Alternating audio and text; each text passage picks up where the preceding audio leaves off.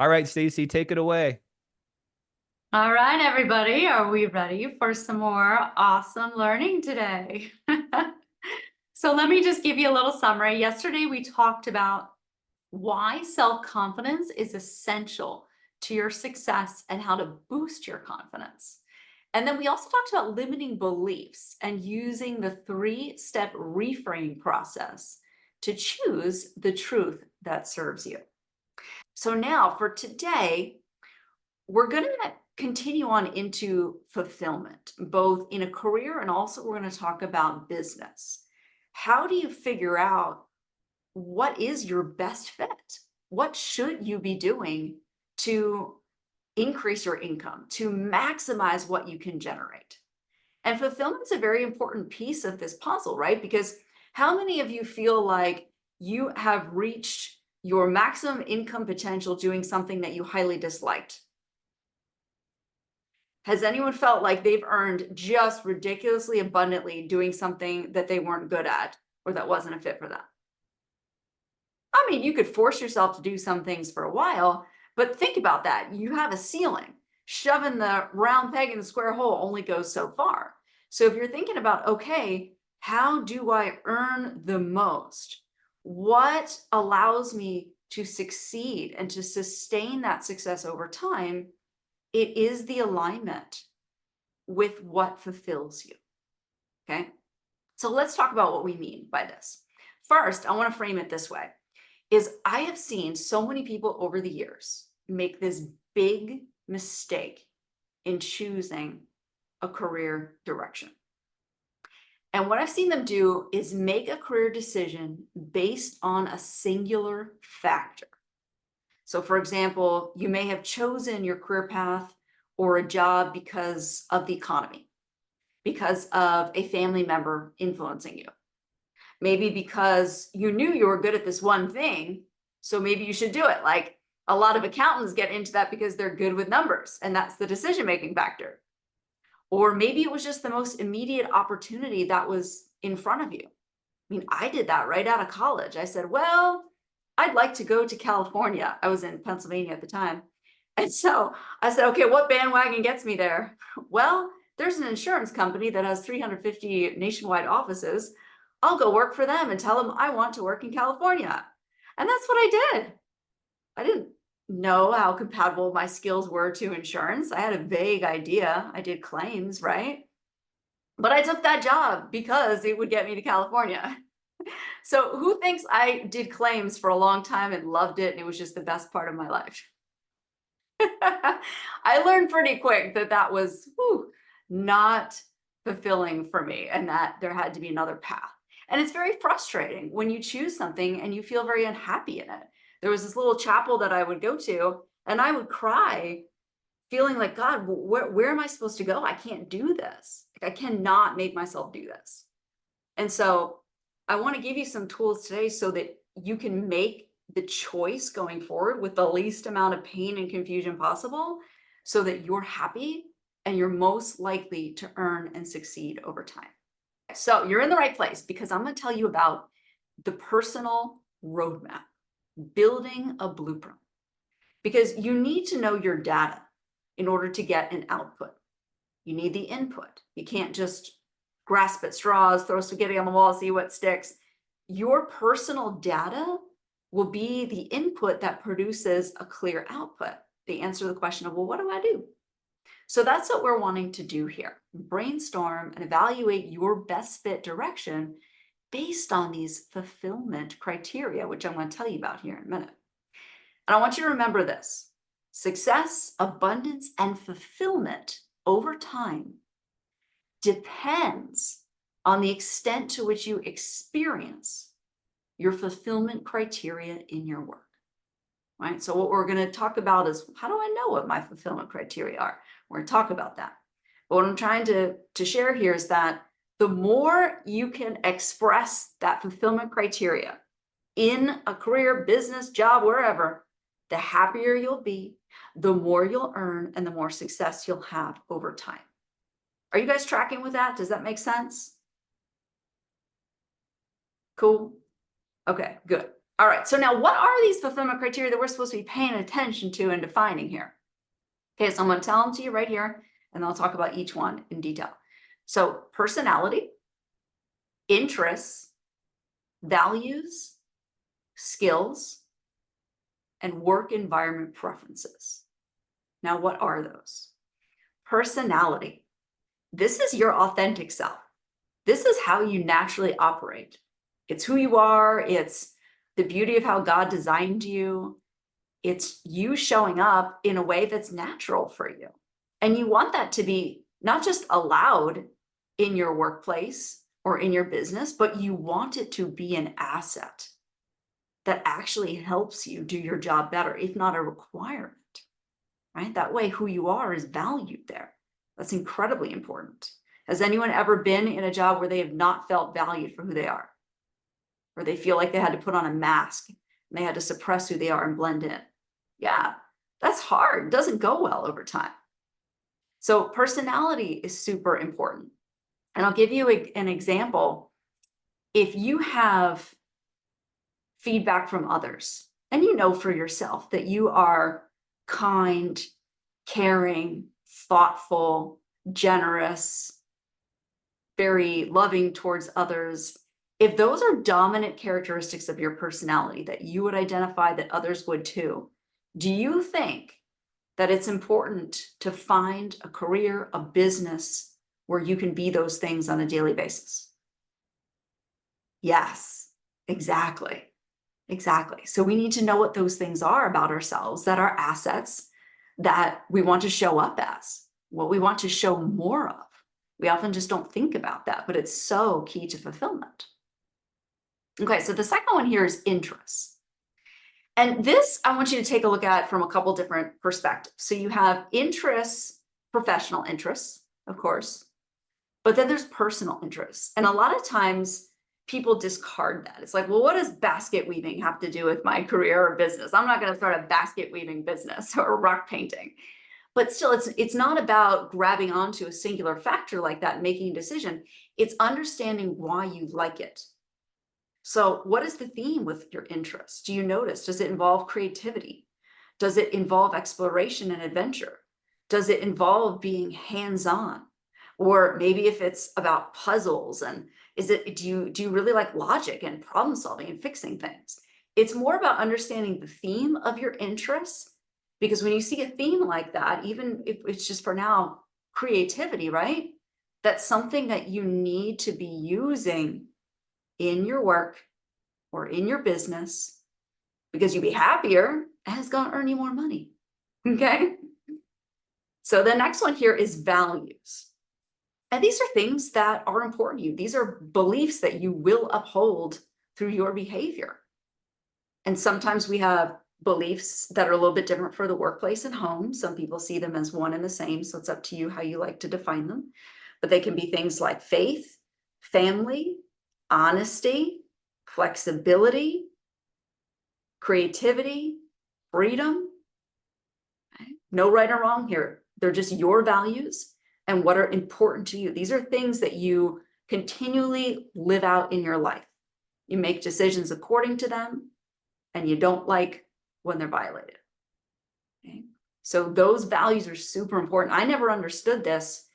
And when I was in that job, when I had my first job in auto insurance claims, I learned the hard way how important my value of integrity was, because I didn't like having to call people up and try and give them a lower settlement, the low end of my authorization range, just because we had to try and save the company money. That's not cool for me. People deserve to get what they need. Right? So you don't want to learn the hard way. You want to know what your values are, because they're going to help you make decisions about what is right for you. Skills. We talked about that 2 days ago a bit, the difference between motivated skills and burnout skills. Just because you're good at something doesn't mean you should be doing it. Okay, so your motivated skills are things that you enjoy and you're good at. Don't drop these down either. Don't minimize them and say, well, but I'm not the best at it. Or, I don't know, I'm just average at it. If you play that way, think about, how does that affect your confidence? Are you going to be ready to go out there and offer the world something if you just think, I'm just so-so with my skills? No. So really look at them. Be generous with yourself. God gave you a treasure box. And I guarantee you only know the top of what's in that treasure box. There's so much more there to discover that you're good at. So trust that he gave you a really beautiful treasure box that you can use powerfully in this world. So knowing what your motivated skills are an important piece of this puzzle. And then your work environment preferences. This is super important too, because sometimes we go in there and we're just like, ooh, here's some shiny earnings, and ooh, this looks good. Okay, they want to hire me, great. But we don't evaluate our fit with the work environment. Okay? What do you want? What's your preference with leadership? What is your preference with independent work versus group?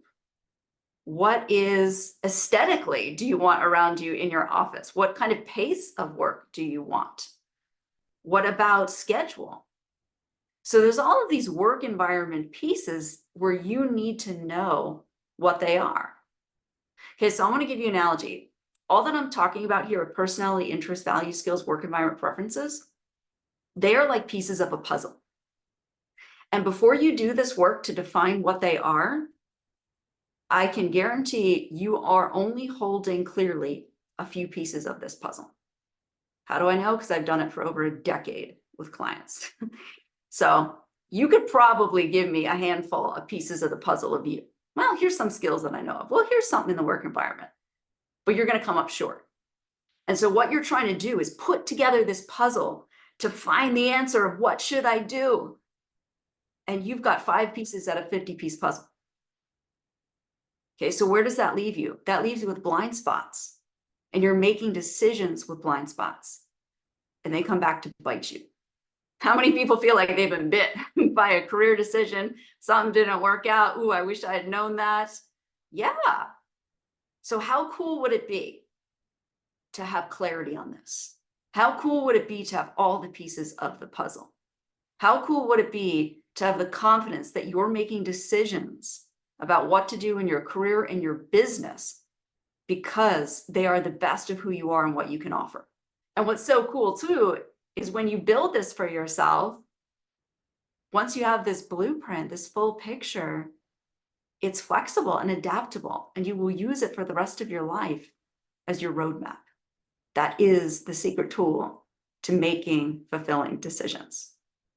Okay, so now let's practice this here. And this is something that we're just going to get a little taste of here. We can help you so much more with this because you know what? Ultimately, everybody, even me, we're inside our own jars and we can't read the outside label. So as much as we would love to build our whole piece of puzzle, everything by ourselves, I will tell you that's hard to do because I'm in the jar and I can't read everything on the label. So let's do a little activity now just to practice this. If you have your pen and paper, that's cool. If not, don't worry about it. You can always come back to this in your homework in the little workbook that we have for you.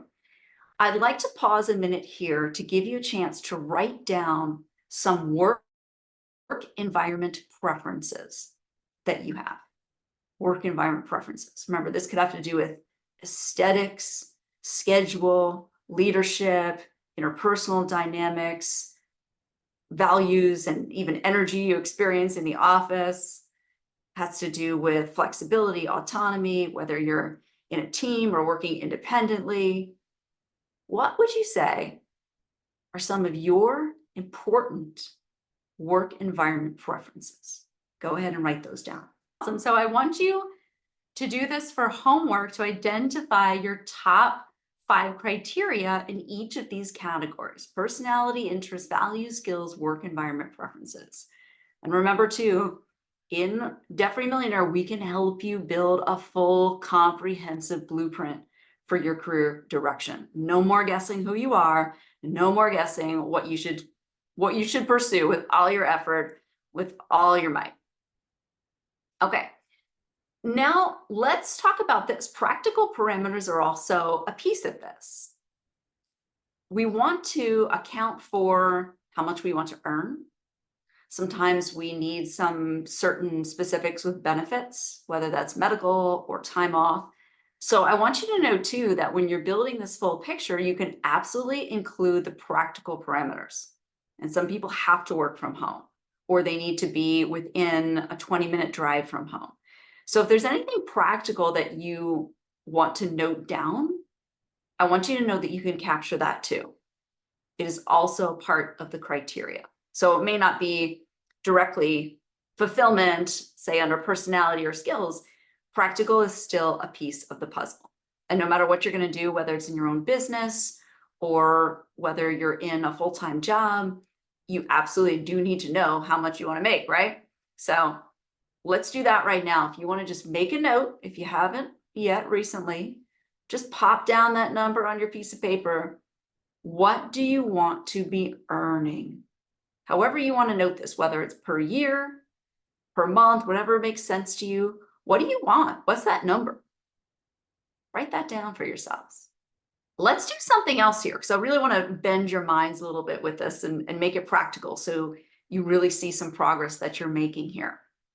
I want you to, if you have the paper to do this, this is great, is draw a line down the center of a piece of paper. And on the left side, I want you to write down your must-haves. And on the right side, I want you to write down your can't-haves. This is also important. Okay, so the must-haves are the things you will not compromise on, because if you compromise on them, you just will not sustain successfully over time. It's just going to be that deal breaker. Stuff's going to fall apart. Water is going to continue to flood in your boat. So must-haves. What are the must-haves, non-negotiable for fulfillment and success? And then the can't-have, those are your red flags. These are the, if this is here, it just doesn't work for me. So it could be, like I know for me, if I was told I had to be butt in my chair on the computer for 8-9 hours a day, constantly, deal breaker. Can't do it. I just cannot do it. So that would be a can't have for me. So for some of you, it might be flexibility, there might be creativity, it might be a certain, I have a client who loves learning. And so he has to be in a place where he can have continual learning and do new things, test things out. Without that, he just feels stifled and just atrophied. So now I want to switch gears just a little bit and talk about the business side of this. I want to see, we can do in the chat here, you can put in business. Does anyone want to either start their own business, or does anyone have a business and they're trying to figure out how to grow it? So remember how we do everything here. We're not jumping into action, but we need to have beliefs. We need to have beliefs about you and what's possible. So that's the starting point for all of this. If you're thinking, oh, business, but all these negative what ifs come in about how you're not blank enough. You know, I know because I've talked to you guys, I've helped you with this as you're thinking about starting your business. You say, well, I thought about this, but then I saw that there are 80 other people in my local area who are doing the same thing. So it's like all of these doubts come in, all of these reasons for why you're not good enough. It'll be too hard. You don't know how. It's too risky. It'll take too long. Okay? If those are your current beliefs, how far will that get you? Not very far, not even off the runway, right? So I'm asking you to first check in about what are your beliefs about starting a business or scaling up your business.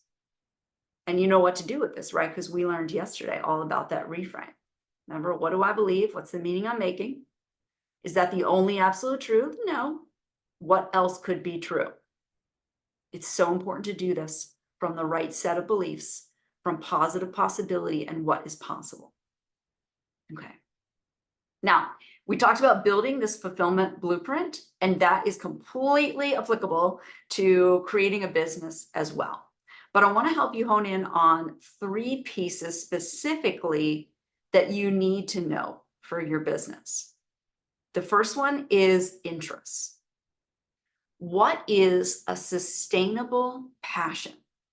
And I don't mean you have to do it for the next 40 years, but it has to be something that you're going to be interested in tomorrow and next week and next month. It has to be something that fuels you. It can't be something like, well, I'm kind of curious about that. And somebody told me it makes money, so I think I should do it. It needs to be something that you really do care about. Okay, so take some notes now and write down what some of those interests are for yourself.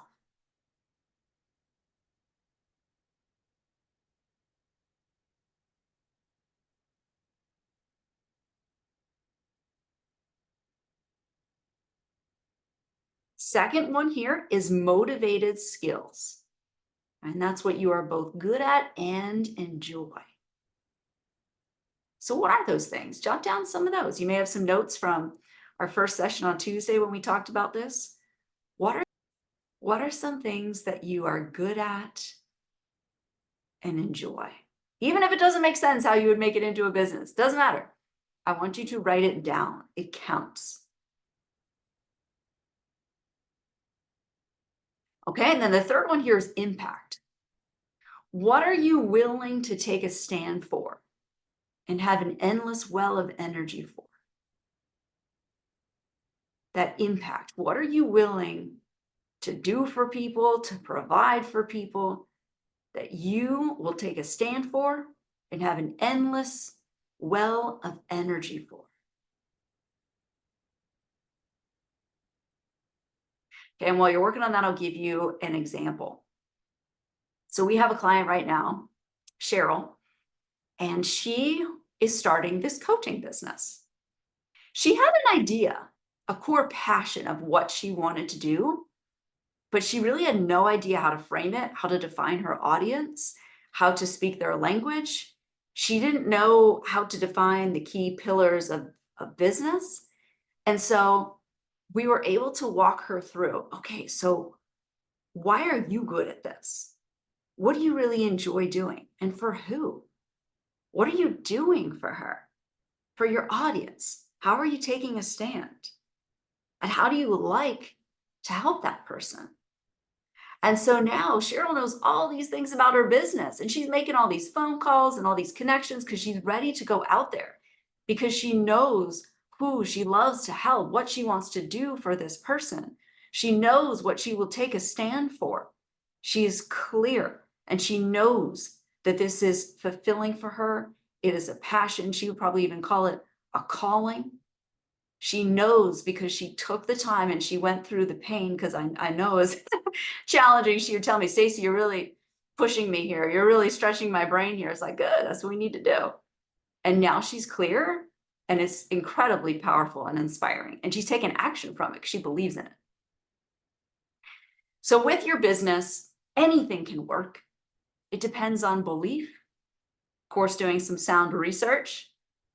It depends on your willingness to go outside the box and your perseverance in testing.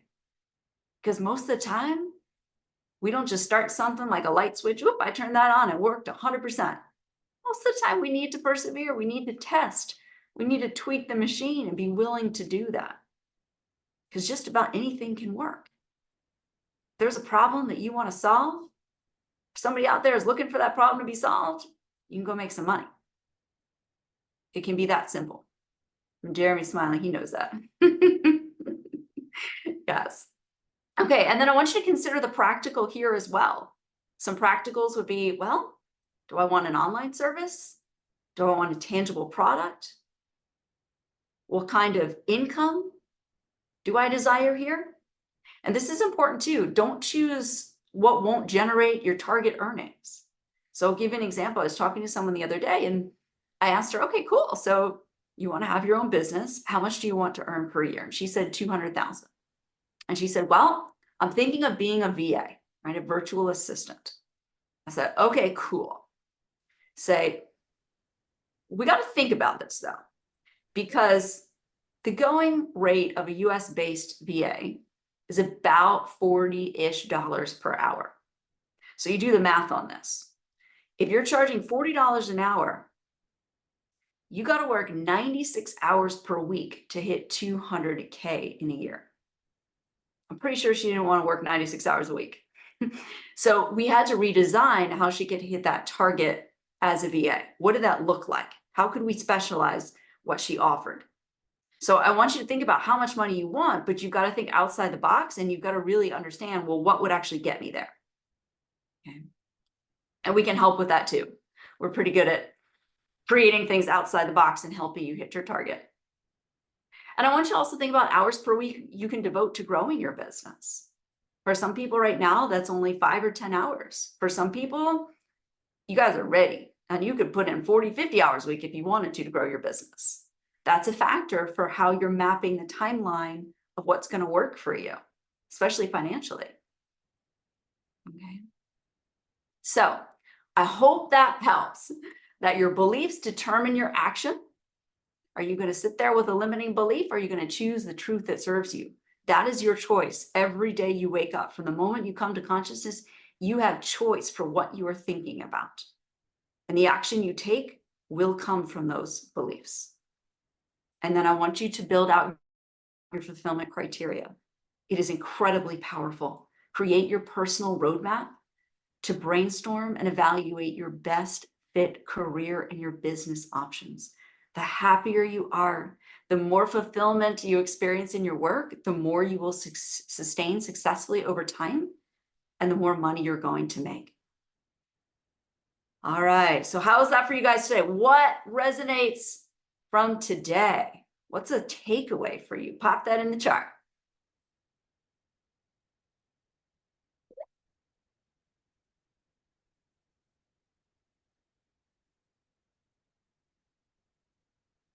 Does anyone have any questions that they wanted to ask about what we shared today?